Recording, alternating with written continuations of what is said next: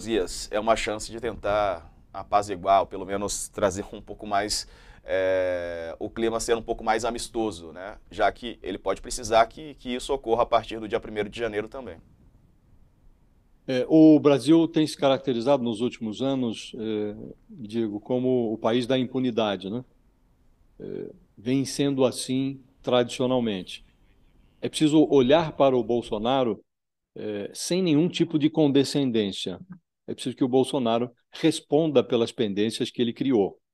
Então, ele hoje está muito preocupado, ele mede cada movimento na escala dos centímetros, evita criar crises novas, mas ele se notabilizou pelo único empreendimento que se desenvolveu verdadeiramente durante os 4 anos da gestão do Bolsonaro, foi a usina de crises que ele instalou no Palácio do Planalto.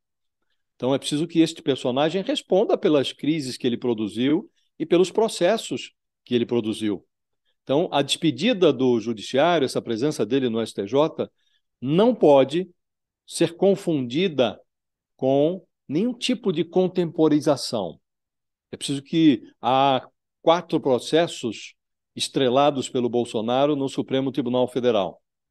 Parte desses processos pode descer para a primeira instância e ali o Bolsonaro vai ter que lidar com juízes de primeiro grau, com procuradores que operam no primeiro grau e não com um Augusto Aras que cuida das autoridades no Supremo Tribunal Federal. Alguns desses processos podem ficar também no Supremo, aos cuidados da relatoria do ministro Alexandre de Moraes, porque há parlamentares envolvidos nos processos.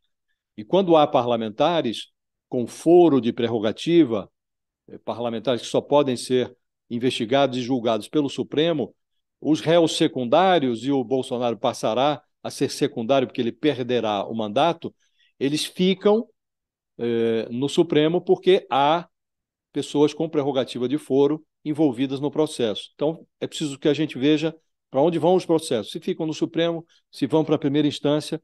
A única coisa que não pode ocorrer é nenhum tipo de acordo que leve a acomodações. As pessoas precisam passar a responder pelos seus atos no Brasil.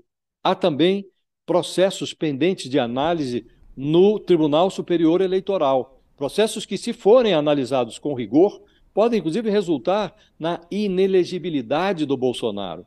Significa dizer que o Bolsonaro, em tese, se esses processos forem analisados com o rigor que a lei requer, o Bolsonaro poderia ficar impedido de disputar cargos eletivos em 2026. Então, o Bolsonaro, Diego, para resumir, ele precisa ser tratado com o mesmo tipo com o mesmo espírito com que ele presidiu. Ele presidiu com descaso. É preciso que o descaso que o presidente adotou durante o exercício do mandato seja analisado como a lei requer.